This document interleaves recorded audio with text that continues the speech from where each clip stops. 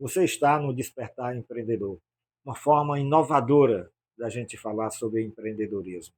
Enquanto roda a nossa vinheta, dê a sua curtida, o seu like, se inscreva no nosso canal, ajude-nos a levar esta forma inovadora de se trabalhar e de falar sobre empreendedorismo.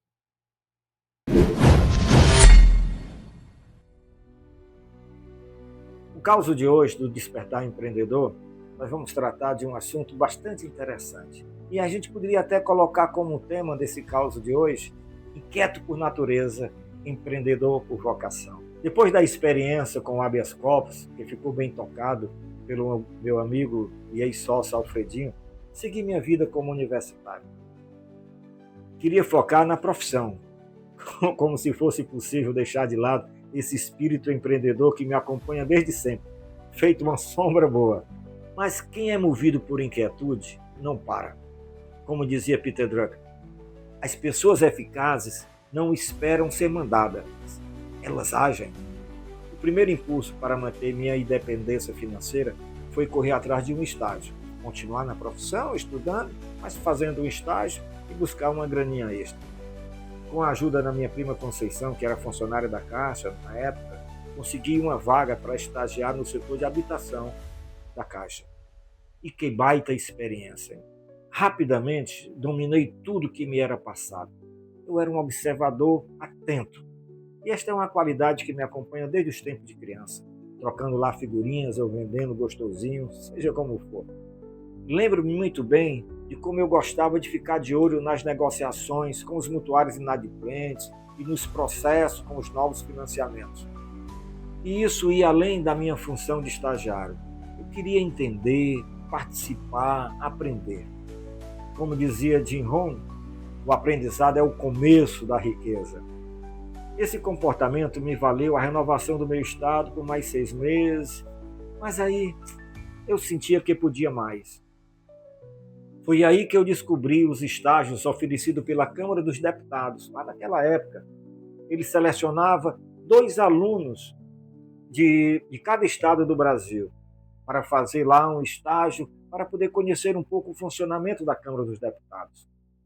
Eu botei pilha, corri atrás. Claro que eu tive um empurrãozinho, uma indicação do deputado Cesário Barreto, que era um amigo da família. Entenda, como atributo, o uso estratégico do network, isso faz uma grande diferença. Consegui a vaga, fui para Brasília, fiquei quase 3 meses por lá. Uma farra em Brasília total. Uma boa remuneração, cheio de benefícios. Eu me sentia um próprio deputado e tinha mordomia como um deputado. Mas o mais importante, tive ali a oportunidade de ter uma nova visão do mundo. O ambiente político me mostrou o quanto as decisões públicas impactam diretamente a nossa vida. E olha, empreender não é só abrir empresas, não. Ali vi muita gente empreendendo políticas, projetos e ideias.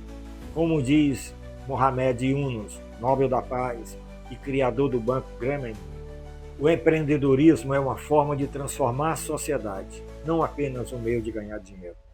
No retorno à Fortaleza, começou um burburinho entre os colegas sobre o concurso do Banco do Brasil.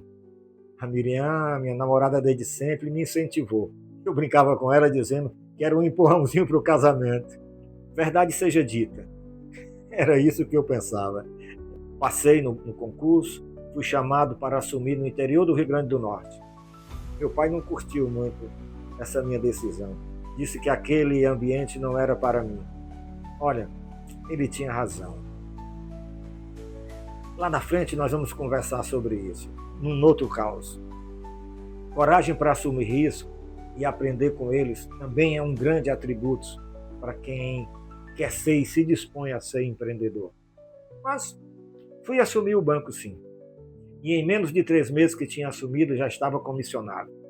Cobri férias, atuei na retaguarda, fui caixa, fui supervisor da rural, fui fiscal agrícola, fiz de tudo no banco. Foi intenso, foi uma aula de vida na minha vida.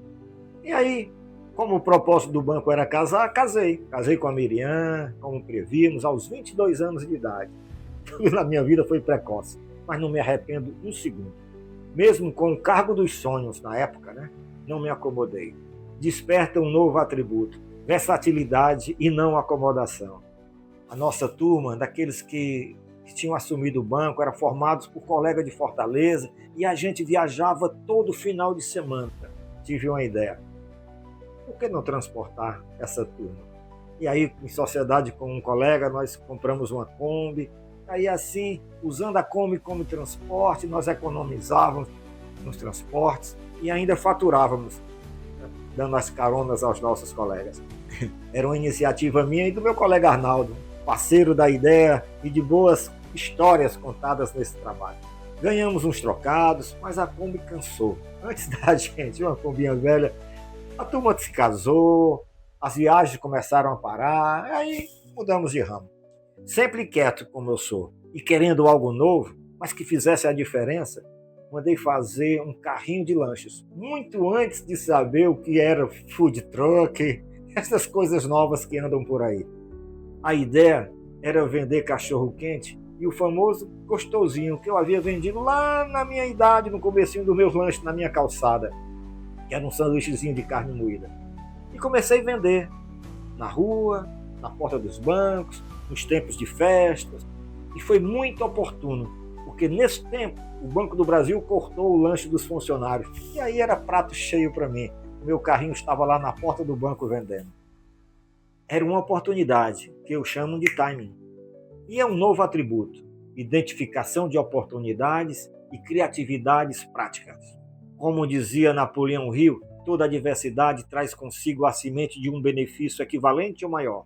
Já fiz essa citação antes e ela sempre vai me acompanhar, porque esta é uma verdade que trago comigo como uma latência de força. E a venda desses lanches foi um sucesso. O carrinho virou ponto certo dos colegas, um point na cidade, uma inovação na pequena cidade. Estabilidade nunca me acomodou. Mesmo com um emprego bom, salário em dia, eu buscava algo mais. Algo meu, algo que crescesse com a minha história. E aí nasce um novo atributo: espírito de iniciativa, mesmo em zona de conforto. Ali entendi: o empreendedor não espera o momento ideal, ele constrói. E eu sentia que já era hora de construir outro capítulo, para ouvir aquele chamado interior que dizia: você pode mais. Decisão acertada e inspirada por Deus. E aí eu já deixo um aviso: o próximo caos vem recheado de reviravoltas e aventuras. O próximo caos vem recheado de reviravoltas e aventuras empreendedoras, entre sucessos e tropeços, e lições que a vida só revela a quem tem coragem de tentar. Se você quiser conhecer mais sobre esse caos que eu narrei de forma sintética, entre em nosso site, nosso blog, faça o download, leia o arquivo com atenção e compartilhe com os seus amigos. Ajude-nos a levar esta forma inovadora de se falar sobre empreendedorismo. Vamos juntos?